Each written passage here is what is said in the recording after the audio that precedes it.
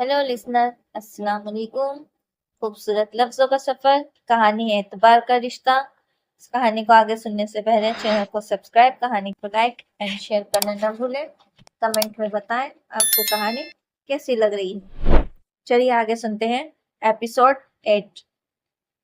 वह तीसरी बार गेट की तरफ आई थी और अब की बार में नाउम्मीद नहीं रही। सामने ही ब्लैक श्राइड खड़ी थी, मगर साथ ही इसकी नजर मोहतशिम पर पड़ी तो लख्त को वह तहीर में खड़की गई। गाड़ी तो हारून की थी, मगर आज ये काया पलट कैसे? वे लुबनी और माहीन की तरफ पलटी, जिन्हें इसने जबरदस्ती रोक रखा था, क्योंकि इनका घर कॉलेज से नजदीक ही था। इससे पहले भी जब तक कभी गाड़ी लेट आती थी, अशीब उन्हें भी रोक लेती थी। आ गए अंकल? माहीन ने इस्तफामिया नजरों से उसे देखा तो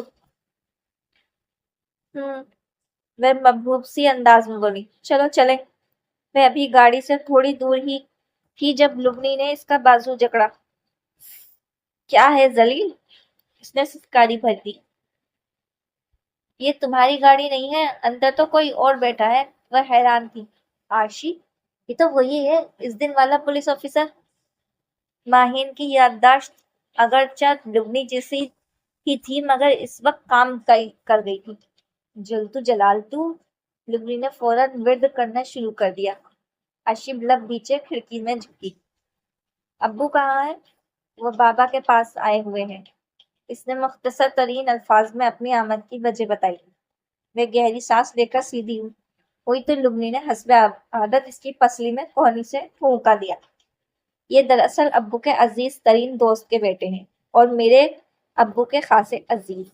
माहीन और लुबनी के लिए ये तारुफ खासा धजाकेदार था, जबकि इसके अंदाज पर मोहतशिम के होठों पर धीमी सी महजूज कुन मुस्कुराहट फैल गई। अस्सलामु अलैकुम।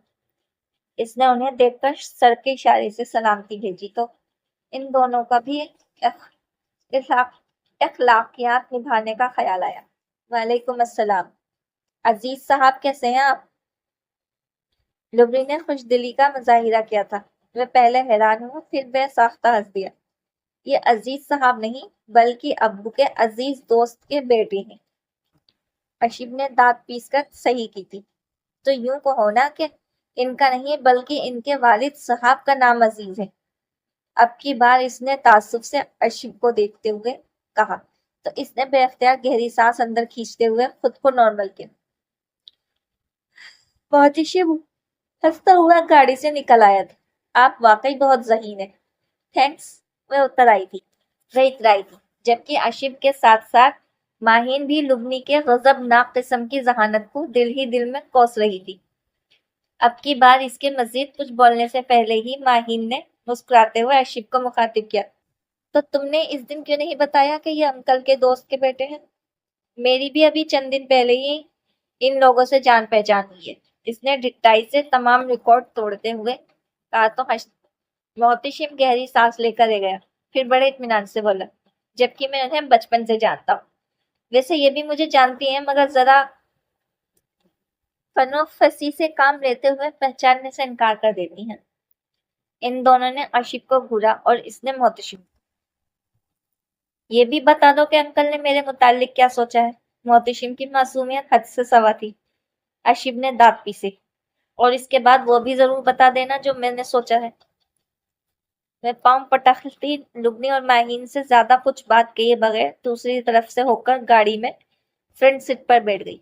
वे दोनों भी मुंह फुलाए अपने रास्ते पर चल दी। वह दरवाजा खोलकर ड्राइविंग सीट पर बैठ गया। गाड़ी स्टार्ट करके वे मेन रोड पर आ गया। क्या तुम्हारा नहीं ख्याल कि तुमने अपनी फ्रेंड्स के साथ मिसबिहेव किया है? वह बिल्कुल संजीदा था। आशिब ने तीखी नजरों से उसे देखा। वो मेरी फ्रेंड्स है, तुम्हें इसकी ज्यादा फिक्र करने की जरूरत नहीं। मुझे किसी की फिक्र नहीं, मैं सिर्फ तुम्हारे रवैये की बात कर रहा हूँ। इसने गियर बदलते हुए एक नजर पर डाली। तुम्हें मुझसे मुतालिक किसी भी किस्म की कोई फिक्र रखने की जरूरत नहीं, वे लफ्जों पर जोर देते हुए बोली।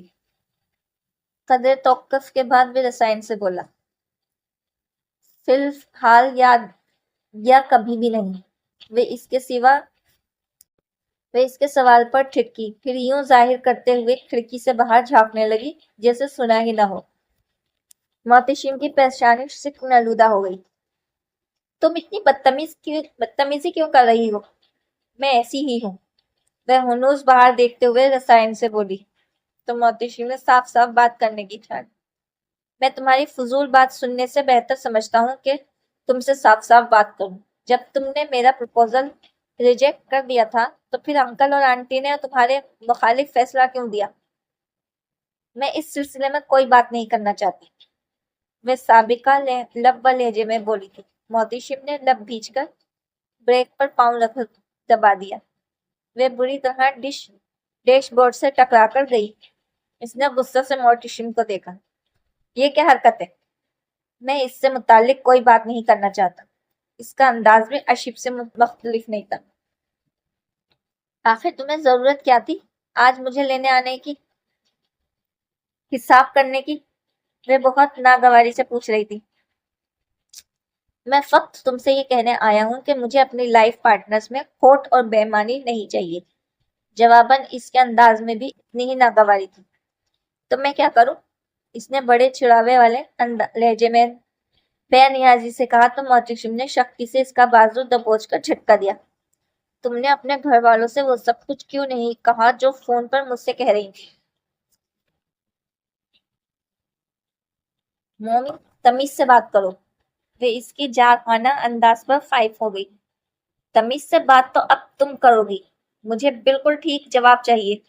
تم کیا سمجھتی ہو کہ میں یوں ہی آنکھیں بند کر کے تم سے شادی کر لوں گا اور پھر تمام عمر افسانوی ہیرو کی طرح تمہارے ساتھ سر ٹکراتا رہوں گا، تم پر محبت نچھاور کروں گا اور جواباً تمہاری سرد مہری کو ایوارڈ سمجھ کر قبول کرتا رہوں گا؟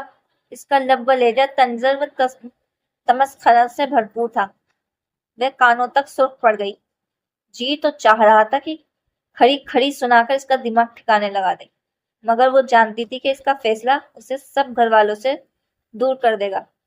اور یوں بھی چند اختلافات اپنی جگہ، مگر یہ بھی ایک حقیقت تھی کہ محتشم کبھی بھی اسے برا نہیں لگا تھا۔ وہ اب بھی اس کے پروپوزل کو سوچتی تھی تو اسے لگتا تھا کہ اس نے اچھا شخص شاید ہی اسے پھر کبھی مل پائے گا، مگر وہ وہی اس کی جاب کا خیال اسے خلجان میں مبتلا کر دیتا تھا۔ اس کی جاب اوندھے نمبر کاٹ جاتی تھی۔ اسے یہ پروفیشن بالکل نفرت لگتا تھا۔ کیا وہ نہیں جانتی تھی پولیس کے کارنامے؟ اخبارات اٹھا کر دیکھتی تو لرز کر رہ جاتی۔ اتنے جرائم مجرموں کے نہیں ہوتے تھے جتنی بری خبریں پولیس والوں سے متعلق ہوتی تھی۔ میں اس معاملے سے متعلق کچھ بھی نہیں کہوں گی۔ جو بات بڑوں کے کرنے کی ہے وہ انہیں ہی کرنے دو۔ اس نے اپنا بازو چھڑاتے ہوئے اب کی بات قدرے پست لہجے میں کہا تو وہ اسے گھورنے لگا۔ مجھے چلانے کی کوشش مت کرو، میں فقط یہ جاننا چاہتا ہوں کہ اس معاملے میں تمہاری رضامندی کتنے فیصد ہے؟ میں غصے سے پوچھ رہا تھا۔ اتنی فضول بات کا اب میں کیا جواب دوں؟ میں بھی چڑ گئی تھی۔ مگر مجھے جواب چاہیے اور وہ بھی اب بھی۔ میں تمہیں یا کسی کو بھی اجازت نہیں دے سکتا میری زندگی برباد کرنے کی، وہ قطعی انداز میں بولا تھا۔ ظاہری بات ہے میری طرف سے اس بات میں جواب پا کر ہی وہ لوگ تمہاری طرف گئے تھے۔ اس نے بہت دقت سے جواب دیا تھا۔ چند لمحوں تک میں ایک ٹک اشیب کے چہرے پر نظریں جمائے رہا۔ وہ بے حد کنفیوز ہونے لگی۔ مائنڈ یو محتشم نیازی، میں لاک اپ میں تمہاری مجرم نہیں ہوں جس کے ساتھ تم ایسا سلوک کر رہے ہو۔ اس کے انداز میں حد درجہ خفوگی ساتھ ناگواری کا عنصر نمایاں تھا۔ محتشم گہری سانس لے کر سیدھا ہو بیٹھا۔ اس کے ہونٹوں پر دھیمی سی مسکراہٹ تھی اور انگلیاں اسٹیئرنگ پر تھرک رہی تھی۔ اس کی توجہ خود پر سے ہٹتے ہی اشیب نے دبی دبی گہری سانس لی۔ اس نے محتشم کے شک کو دور کرنے کی پوری کوشش کی تھی۔ وہ نہیں چاہتی تھی کہ نئی زندگی کا آغاز ہی بددلی اور غلط فہمیوں سے ہو۔ اب جب کہ اسے علم تھا کہ فیصلہ ہر صورت میں محتشم کے حق میں ہونا ہے تو اس نے بھی بات بڑھانا مناسب نہیں سمجھا۔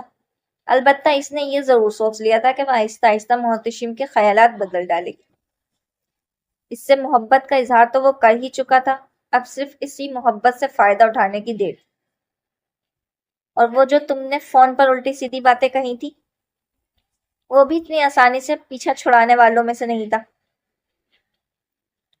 ابو نے مجھے مطمئن کر دیا ہے اور پھر بات فقط اعتبار کی ہے۔ میں تم پر اعتبار کر کے ہی اتنا بڑا فیصلہ کر رہی۔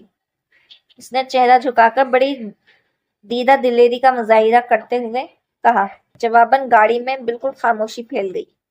ادھر ادھر سے ٹریفک گزر رہی تھی، جس کا شور اس خاموشی کو مجروح کر رہا تھا۔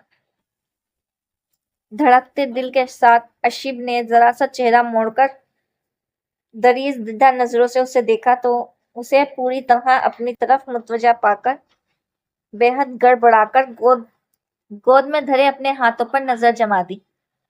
خدا خیر کرے، اتنی بڑی خوشی دی ہے تم نے، کہیں اس کا اظہار ہی نہ کر بیٹھوں، مگر ڈر ہے کہ تم ناراض ہو جاؤ گی، کیونکہ اظہار کے جو طریقے میرے ذہن میں آ رہے ہیں وہ سبھی رومانٹک ہے۔ وہ سرد آہ بھر کے بڑی شرارت سے بولا تھا، اور اس سے زیادہ برداشت کرنا اشیب کے بس میں نہیں تھا۔ ساری شرم و حیا گویا صابن کے جھاگ کی مانند ختم ہو گئی۔ میرے ساتھ کسی قسم کی واہیات بات کرنے کی کوشش مت کرنا، ذرا سی لفٹ پا کر تم تو سر پر چڑھے جا رہے ہو۔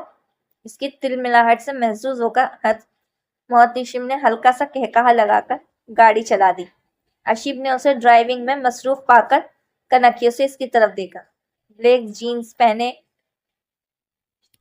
اسکائی بلو شرٹ کے کف کوہنیوں تک موڑے، پھر بھرپور مردانہ ہاتھوں میں مضبوطی سے اسٹیئرنگ تھامے، اس کے چہرے پر مسکراہٹ نے جگمگاہٹ ہی پھیلا رکھی تھی۔ پہلی بار اس کے حوالے سے اشیب کے دل میں لطیف جذبات پیدا ہوئے تھے۔ دھڑکنوں نے انداز بدلا تو اس نے گھبرا کر جلدی سے کھڑکی سے قریب ہو کر باہر بھاگتے دوڑتے منظروں پر نظر جما دی۔ تم اتنے برے تو نہیں ہو محتشم نیازی، تمہیں آزمانے میں کوئی حرج نہیں ہے۔